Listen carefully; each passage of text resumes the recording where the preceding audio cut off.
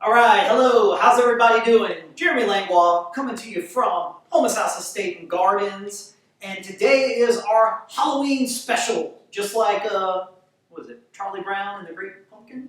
Yeah, just like that.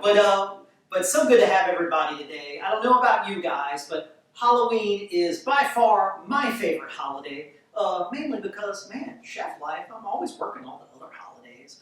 But Halloween is the one that me, my family really enjoy doing. We love dressing up, and it's always my favorite holiday. So I wanted to do something special today for that. So of course we got our pumpkins here. We wanted to do a pumpkin dish for today. But me being me, I didn't want to do something traditional. I wanted to do something a little out of the box and really show some of the things or potential that you could do with pumpkin that might be different or unexpected that people wouldn't be expecting. So what we're going to do today is we're going to do a piece of fish with a unique crust, an almond crust, but even that's going to be a little unique, and we'll talk about that in a second. And then we're going to make this pumpkin beurre blanc or a pumpkin butter sauce. That'll be perfect. You know, during Halloween, you know, everything's pumpkin flavor and pumpkin spice this, and I don't know who decided to put pumpkin spice in coffee. Me personally, I don't know about y'all, not a fan. But I wanted to put pumpkin in, but it's not really going to be pumpkin spice. We're going to use the pumpkin as the vegetable or a base and kind of get rid of some of that pumpkin spice and use it a little differently. So let's go ahead and get started. So what we're doing is we're going to be doing a almond and Parmesan crusted piece of trout. So let's go ahead and get started about that, and we'll do a little explaining as we go. I got a pan. Oftentimes when you see me cooking, I always say how never be scared to turn your pan on high heat because I love getting a good sear whenever I cook something. Well, this actually, I'm going to go back on my words and say this, I'm setting my pan to warm up a little on a medium-high heat. And let me explain why. Because we're going to do this Parmesan and almond crust, and we're going to make that real quickly. Look what I got here, y'all. Super simple to follow along. Sliced almonds, grated Parmesan cheese. Equal parts. And I'm going to put that in a container, and I'm going to mix it. And that's going to be the first step of making our crust. Just quickly mix that together. And, you know, almond crusted fish, that's really popular. You know, trout almondine, that's just a classic here in Creole and New Orleans style cooking. And this is kind of a play on that. But having this Parmesan cheese in the breading as well. So it's literally just Parmesan cheese and almonds. That cheese is going to make this really interesting crispy crust on the outside of this fish as well. And it's going to have that great Parmesan flavor, so it's really unique. And it's going to go great with this. And then let me just show you what else I'm working with for the crust, and then we'll start the fish. I got my almonds and Parmesan cheese. This is literally just a little egg wash. I cracked a couple eggs, a little splash of water or a splash of milk, blended that together. And then this right here is just some all-purpose flour, no seasoning or anything like that, because we're going to season the fish directly. And that's going to be for our breading. Here, I got a beautiful piece of speckled trout, but this would work great with any fish. However, I always love doing alternatives as well. A piece of chicken breast or something like that, you could use this as well. But what I really like to use are these thin fish, like a trout, like a catfish, like a piece of redfish.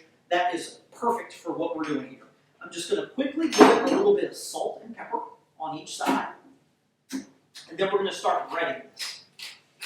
Now, going back to having the pan on medium-high heat, a couple things. First of all, because we're messing with this breading, which has this Parmesan and these almonds, if you were to use, I'm using Teflon today, and Teflon is really going to be a good friend for you to help that crust from sticking on the bottom. Of course, you can do this without Teflon if you don't have it, but you do have to be a little more careful with it. It can stick on the bottom. So if you have that Teflon pan in your cabinet, bust that bad boy out, and that's really going to help you with this. But once I got the fish seasoned, I'm going to let's go step by step. We're going to start with the flour, and I'm just going to dredge each side just to get a little bit of that flour on each side and shake off the excess. From there, I'm going to go into the egg wash, and that's going to help this crust stick. Shake off the excess, and then I'm going to go down into that almonds and Parmesan cheese, and I'm really going to kind of push it good and really kind of have some of that crust. It's not going to want to stick to it, so we kind of just push it down in there, and then now, boom, we got the fish ready to go, and it's got a nice crust on the outside, or a nice batter on it. From there, I put some olive oil into a pan, medium-high heat. Got a good sizzle, which we're looking for, but this, we don't want it on high heat. And the reason for that is because the Parmesan, and whether you're doing pecan crusted fish or the almonds here, if you go into those burn really quickly. So almonds and pecans, any of those nuts, they're going to burn really quickly if I have this pan on high. So if I have it kind of on a medium-high heat, that's what I'm looking to avoid if we were to have a lot of smoke come off the pan as soon as we put this down, which normally if we were to sear a steak or something like that, that's exactly what we want 9 times out of 10. But for this case, it would burn those almonds and it would burn that breading instantly as soon as it was go in. So the outside would be burnt before the fish in the middle is even cooked. Now, what I like to do is every time I put my fish in, I have a generous amount of oil, and I just like to give it a little shake like this every now and then, or even take the top of it, just to make sure it's not sticking to the pan. Other than that, I'm going to leave it kind of on that medium-high heat, and we're just going to let that start to cook. It's good. With a thin piece of fish like this, it's only going to take maybe 4 minutes on each side. So while that's cooking, let's go ahead and get our sauce started. So, pumpkin beurre blanc or pumpkin butter sauce. Well, what's a beurre blanc? Beurre, French for butter, blanc, wine, or white wine is what it's often referenced to, can act as this beautiful classic French sauce which is made by oftentimes reducing wine and then swirling butter in at the end, where the butter forms like this emulsion and it just makes this really great sauce. And actually, sometimes those sauces can be, if you're not super experienced with cooking, those sauces can be tricky to make because if you don't have your temperature just right, oftentimes the sauce will break, culinary term we use, or separate, and the emulsion between the butter and the liquid will separate. Well, the good thing about this sauce is it actually, a lot of the ingredients we're going to add into here acts as a binder. It actually makes the sauce really easy to make. So let's go ahead and get started. Olive oil. Well, olive oil, got a little saucepan, got some olive oil. We got some good heat. That's what I'm looking for. And I'm going to go with some shallots right into it. I'm just starting to get those sauteing. I'm just looking to really cook this real quick. All of this can come together quite fast. So this is a great dish that you can make ahead of time. You can have your fish cooking last second. You can make the sauce a little bit ahead of time if you were going to do this for a dinner party or you're having guests over. Once that's kind of just sauteed just for a second, I'm going to go in with some white wine. And just kind of coat the bottom of the pan. Look, there's our Halloween smoke right here. As that starts to reduce, we're going to let that go down. I'm going to come back over to my fish. It's been about 4 minutes, and let's go ahead and just flip it.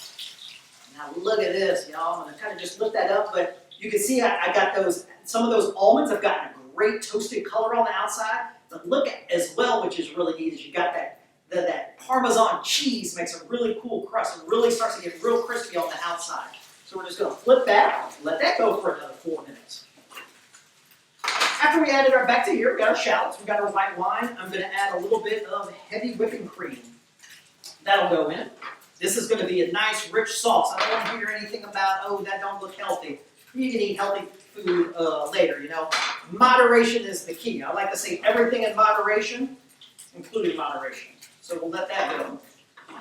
And then, bring this up to a simmer. We're going to add some lemon juice. Anytime, we got wine, which kind of acts as a little acid, but anytime we can put lemon juice and fish, that always just goes hand in hand. I'm a big fan of these little squeezers, just because I'm not looking to get no seeds in my sauce. So I'm going to squeeze 1 whole lemon into here. Get that in there. And just let this kind of start to come up to a simmer. We do want it to reduce. As sauces reduce, they start to thicken, and we do need this to get a little thick.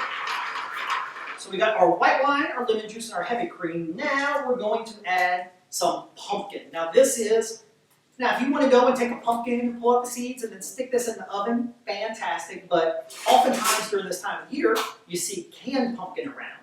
Now I just want to quickly touch base on that as I add some of this in. What I'm using here is unsweetened canned pumpkin. However, oftentimes you'll see other canned pumpkin that are kind of labeled as a pumpkin pie filling. And while I prefer unseasoned canned pumpkin, because that way I can control my seasonings, it wouldn't be the end of the world if you grab that. It will have some of those pumpkin spice flavors, which I'm not always a big fan with savory, but actually will work perfect over here You'll probably have a little bit of cinnamon and nutmeg and stuff like that, which we won't be adding in here. But I do think that would work just as fine as well if you can't find the unseasoned canned pumpkin, which I know sometimes can be a little trickier to find. But what's great about that pumpkin is because it's that pumpkin pulp right out of the can, it actually will act as a thickener. So I take my whisk and I'm just kind of whisking this in, and I'm just going to spoon maybe so I can show you. But this is already, just by adding that, if you follow our recipe, which will be online on our Facebook page, you can see this already has like this great kind of orangey color, and it's starting to thicken already just by adding the pumpkin and actually acts as a thickener. So that's good because now we're going to go in. I'm actually going to get to the point now. Now that it's got that nice thick consistency from adding the pumpkin, watch what I'm going to do. I'm going to kill the fire, or if you're at home, just turn the heat off on your stove. And now I'm going to start to whisk in butter. So here I got a shout out to our friends at Feliciana's Best. We love their butter, but any softened butter we would do. I left this out for a couple hours so it'd be good and soft. That's just going to make your life easier. Of course, if you forgot to pull it out and you want to put it in, you just add your butter. If you've got cold butter, add it in a little slowly. Because what we're going to do is we're going to take a little scoop of butter. I'm going to put it down into here. And then I'm just going to start to whisk this in. And the reason I turn the flame off, or now the fire is off on here, so there's no extra heat, because just the heat already on the sauce itself is going to cause that butter to melt into the sauce. And that's important. I was talking earlier about the sauce breaking. The reason the sauce will break is because you're trying to control it. You got to, for these butter sauces, you have to have the temperature just hot. If it's too hot, if it's too cold, the butter won't melt in. If it's too hot, the butter will actually get too hot and the butter itself separates. And if you think about that, if we were to just put this butter in a skillet, turn it on high, you would see that when butter melts, you often have that butter layer, but then you also have like a white layer at the bottom. Well, that's water, and then so it separates. But by having the temperature not too hot, you allow to keep all that in suspension and emulsify, meaning it just all comes together. So look how easy that is. I'm just taking it, adding a couple pats of butter at a time, and that's it. A couple scoops of that butter, and that is going to cause this just to melt right into here. It makes this really beautiful velvety sauce. Now you have a couple options at this point. If I were doing this for the restaurant, I would probably strain. I would run this through a sieve or a china cap to strain out those shallots. But when I'm just doing this at home, I like to just leave it a little rustic and leave that in. But you can strain this if you really want a fine, velvety, smooth sauce. I'm going to come in with, this is a little bit of fresh chopped dill. If you can't find fresh, just use a little dry dill. It'll be perfectly fine, but that's going to match really well with this. Again, look how we're using this pumpkin. We're not doing some pumpkin latte, cinnamon, spice, caramel thing. We're using the pumpkin as its thickener, and it's going to just add this really great flavor that's really going to complement all this well, and it's going to have this great fall taste to it. But this is a different approach to cooking with fall dishes. We're using this more savory than using it sweet, which I really like. I always like doing something that seems a little bit different or a little bit unexpected. We're going to come back last second with just a little bit of sprinkled salt, a little bit of cracked black pepper, and this is done. Now, I'm just going to serve this on a plate right here, but just a couple suggestions. Again, when you're doing this and it's fall, this would be a great time to serve this with fall vegetables. Like when I think of fall vegetables, I think of different squashes like butternut squash or acorn squash or spaghetti squash. Something like that would be a perfect complement to a dish like this. But just to plate it up, let's go ahead and let's get that. Oh, well, I guess maybe, one thing before I plate up and get ahead of myself. How do we know when this isn't cooked? Okay, I let it go for a few minutes on each side. How do we know this is cooked? Well, let me show you a quick tip. Literally, you don't want to push too hard, but if you put your finger on and you push the fish and you feel the layers start to separate and it doesn't feel rubbery, but you actually feel the fish start to kind of give, and you can almost feel you can push your finger all the way through it, you know your fish is cooked. If it were to feel rubbery and I don't feel those different layers of the fish stay together and it kind of bounces back, well then it's probably still raw in the middle, because think about it. Whenever fish is cooked, it's really flaky, so you can feel those flakes in between your fingers. However, if you're ever worried about it, always just take your little knife, put a little cut in, and then you know your fish is done. plate this, we're going to go right onto a plate. Like so, get a lot of that beautiful pumpkin beurre blanc right on here. I'm also going to finish this off with, we love garnishing a lot of our dishes here at the restaurant with these beautiful microgreens, something you don't necessarily have to do at home, but we get these directly from our friends at Fullness Farms, which are a local farm here in Baton Rouge. We get these from the farmer's market. They just add such a beautiful color and texture, a little bit of microgreens onto the dish. And there you go, guys. Hopefully a different approach or a different recipe that you could do with pumpkin. Parmesan and almond-crusted speckled trout with a butternut squash beurre blanc. We'll be serving this weekend, Friday and Saturday nights, at our Carriage House restaurant here at Houmas House. Love to have you come out and try it if you're in town. If not, put in the comments, what are you dressing up as Halloween? Or what's your favorite Halloween candy? Call me a sucker, but I like candy corns. And I always eat them this time of year. Let me know what's your favorite. See you then.